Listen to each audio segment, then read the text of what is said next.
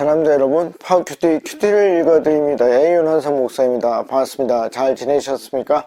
자, 크리스마스가 이제 지나갔습니다. 여러분, 크리스마스는 매일이 크리스마스 기억하면 좋겠습니다.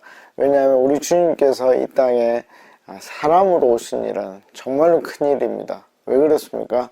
주님께서 우리를 위해 십자가에 돌아가시기 위해서 이 땅에 오셨기 때문입니다. 자, 그래서 우리가 날마다 크리스마스를 생각하고 기념하면 좋겠습니다. 자, 이 시간은 20분 정도 가는 시간입니다. 우리가 성경을 깊이 있게 읽고 생각하고 왜 하나님께서 나에게 이런 말씀하셨는지 생각해 보는 시간입니다. 자, 우리가 창세기 15장을 시작했습니다. 오늘은 15장 3절부터 시작하도록 하겠습니다. 그러면 시그니처하고 시작하도록 하겠습니다.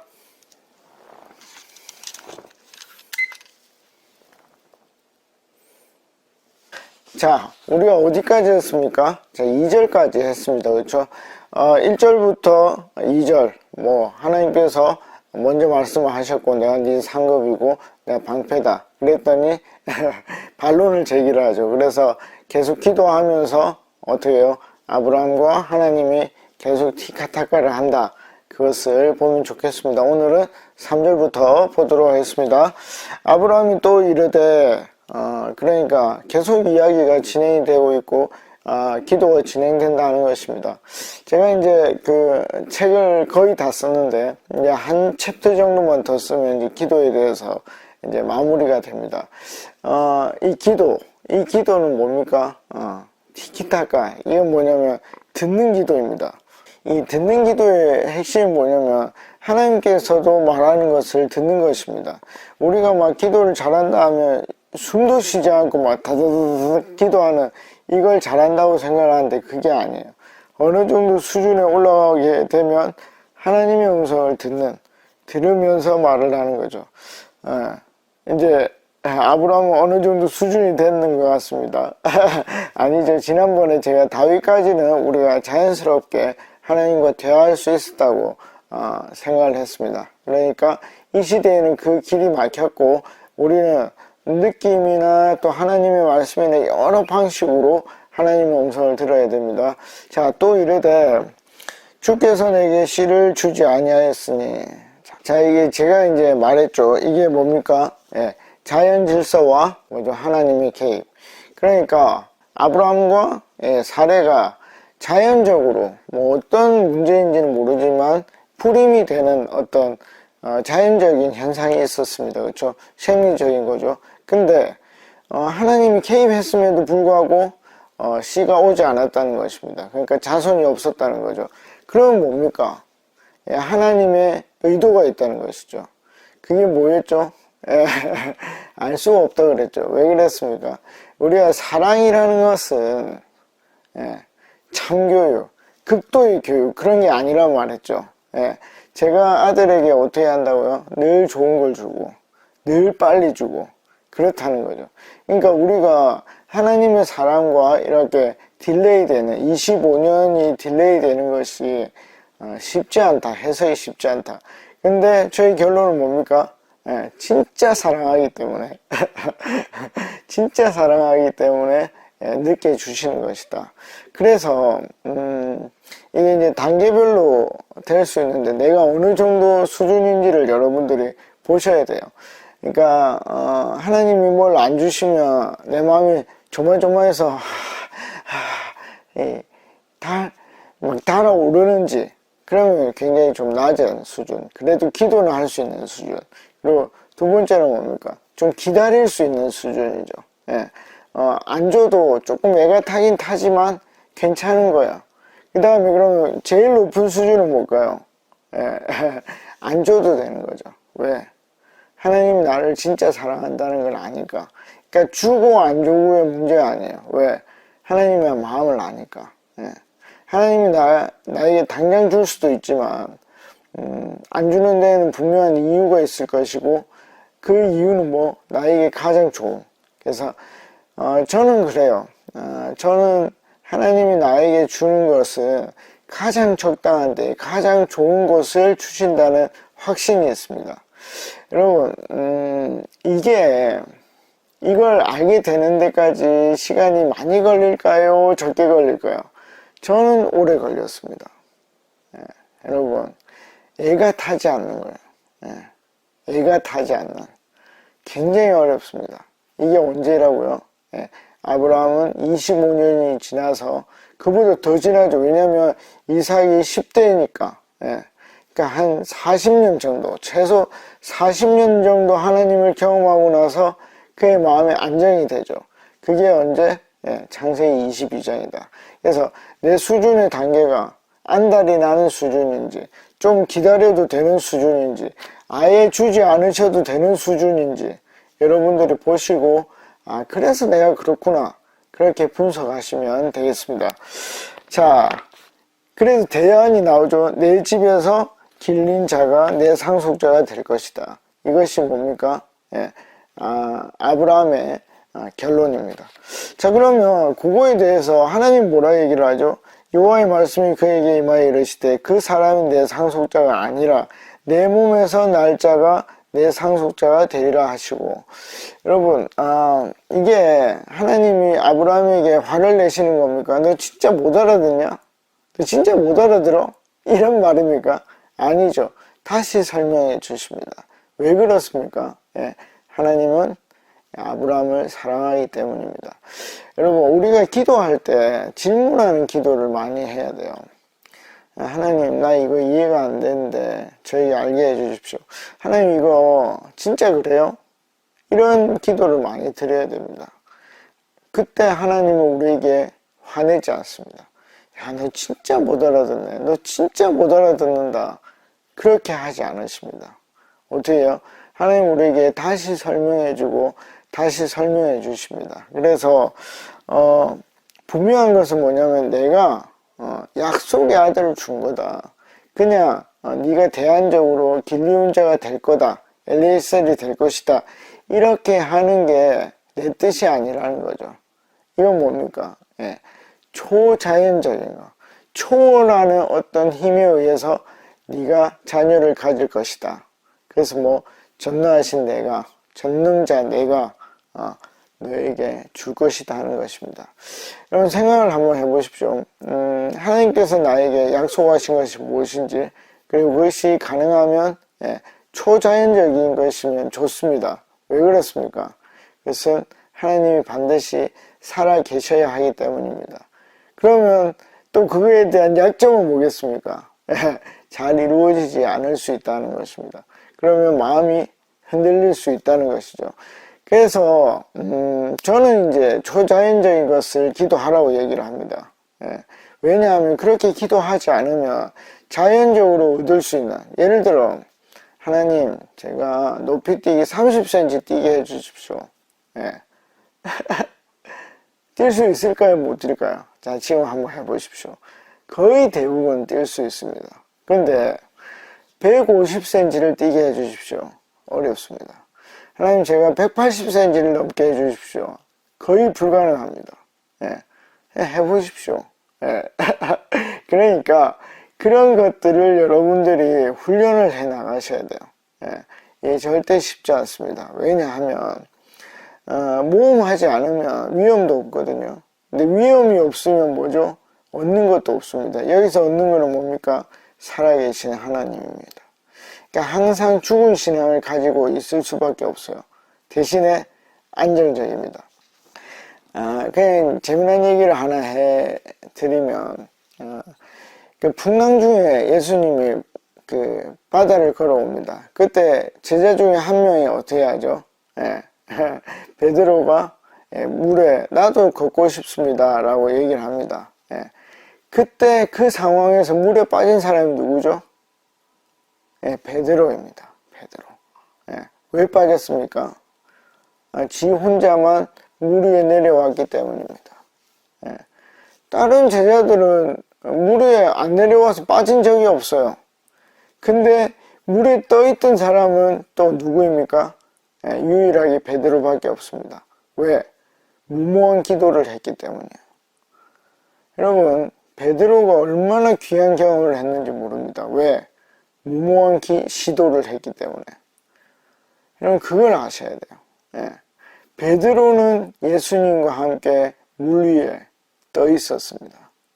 예. 초자연적인 것을 경험한 것이죠. 근데 얼마나 마음이 쫄렸겠습니까? 물에 빠졌을 때.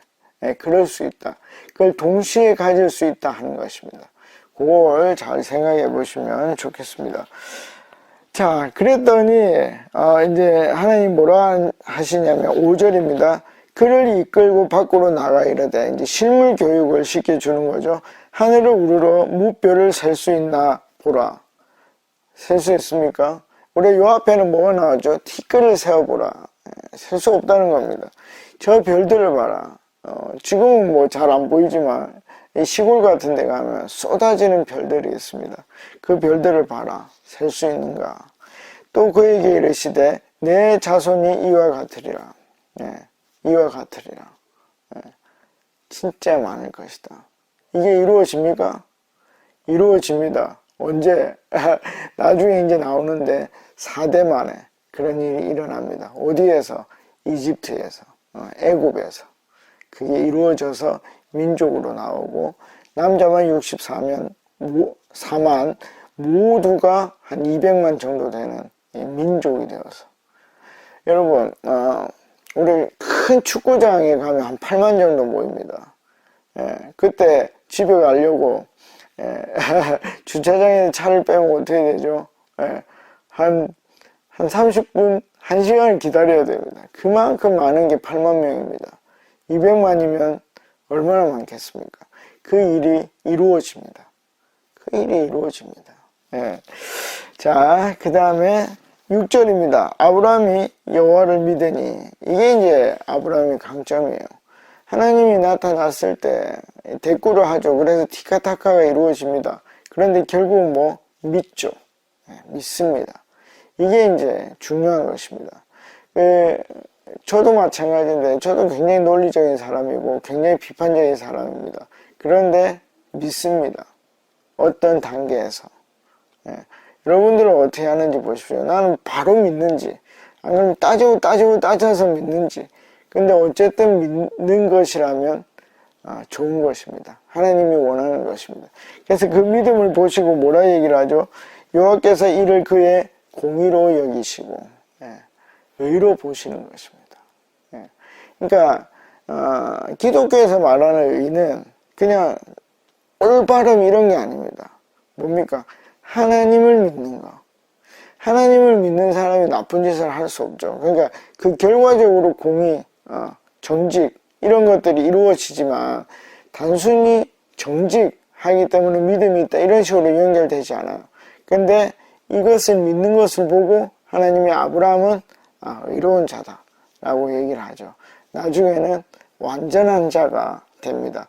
우리가 그걸 바라고 나아가면 좋겠습니다. 자, 7절입니다. 또 그에게 이르시되 나는 이 땅을 내게 주어 소유를 삼게 하려고 너를 갈대아인의 우르에서 이끌어낸 여호와니라. 아멘. 자, 이게 뭡니까?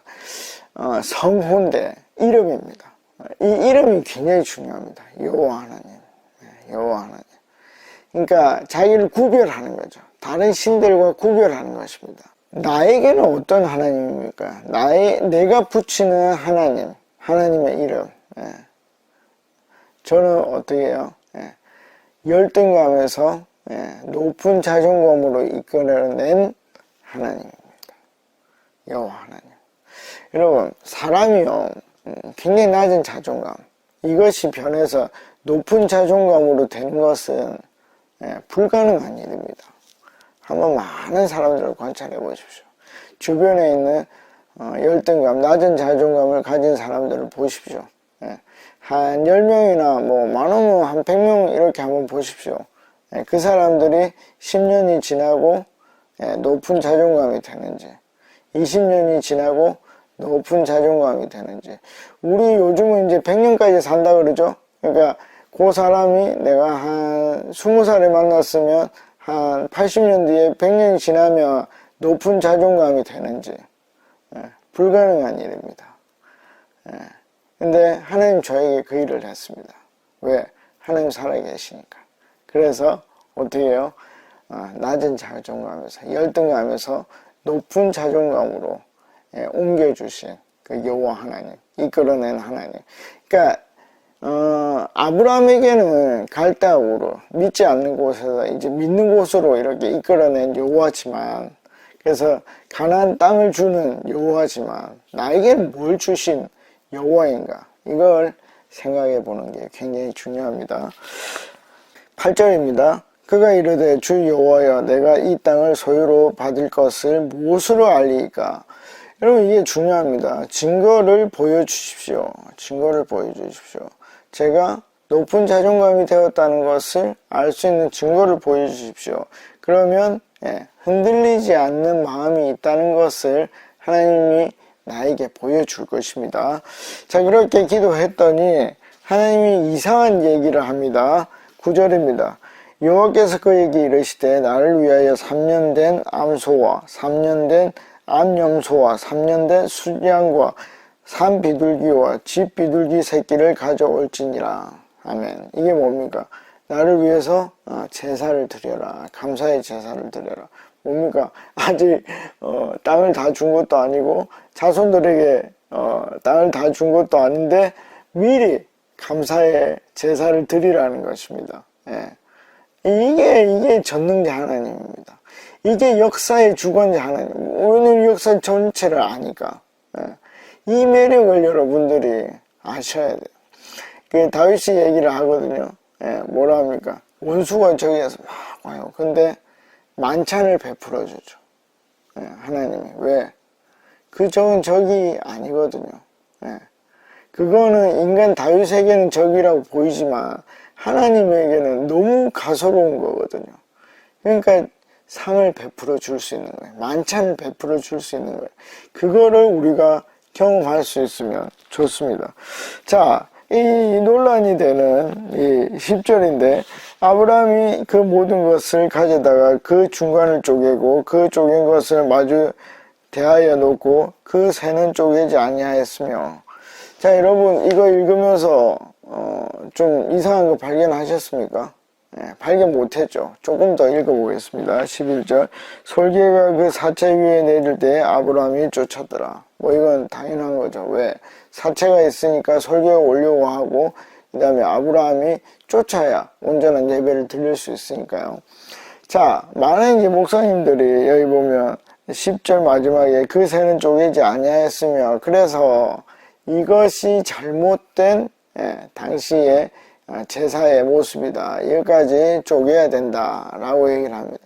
근데 그냥 성경을 읽는 사람들은 그 당시에 이게 잘못된 건지 잘못된 예식인지 잘못된 제사법인지 알 수가 없죠.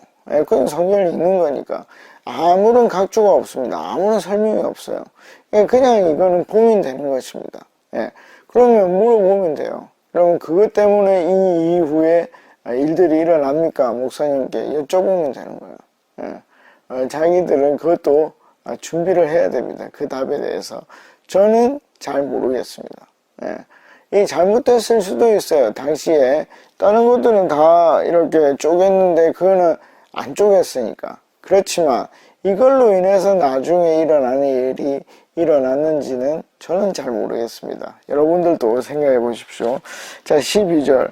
해질 때에 아브라함에게 깊은 잠이 임하고, 그러니까 뭐 피곤해서 잤던 것 같아요. 큰 흑암과 두려움이 그에게 임하더니.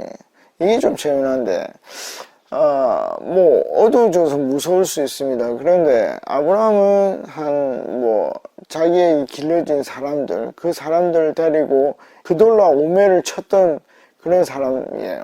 그러니까 이 사람이 두렵다면 얼마나 두려운 겁니까? 그러니까 사람이라는 거는 어떤 상황에서는 두렵지 않을 수 있고 어떤 상황에서는 두려울 수 있습니다. 우리는 이 두려움을 규정할 수 있습니까? 예를 들면 이 앞에 제사 방식이 잘못돼서 하나님이 미루는 두려움입니까? 그걸 우리가 직접적으로 알 수가 없다는 거예요. 그런데 어쨌든 그 일이 있었고 밤이 되었고 그 밤으로 인해서 아브라함은 무서웠다는 것입니다. 그 무서웠을 때 하나님이 어떻게 하느냐 하는 것이죠. 자, 시간이 다 돼버렸네요. 자, 그래도 13절만 읽고 마치도록 하겠습니다. 여호와께서 아브라함에게 이르시되, 여러분 이게 중요해요. 두려움이 임했을 때 하나님이 어떻게 해요? 버려두지 않았다는 것이죠. 하나님이 다시 나타나 주셨다는 것입니다. 너는 반드시 알라. 내 자손이 이방에서 객이 되어 그들을 섬기겠고, 그리고 그들은 400년 동안 내 자손을 괴롭히리니. 그러니까 그 두려움이 임했을 때 하나님은 나타나셨고 말을 걸어 주셨습니다. 그 얘기는 내가 너와 함께 하고 있다는 것입니다. 그리고 나서 자손들에 대한 얘기를 합니다. 저는 이게 굉장히 중요하다 생각을 합니다. 자, 그러면 왜 자손들에 대한 얘기를 하는지, 이게 아브라함에게 다가올 수 있는 문제인지 하는 것은 다음 시간에 얘기하도록 하겠습니다. 자, 잘 지내시고 이제 연말입니다. 송구영신해야 됩니다. 그래서 내년에는 더 하나님께 다가가는 저와 여러분들이 되시면 좋겠습니다. 다음에 뵙겠습니다. 안녕히 계십시오. 파워.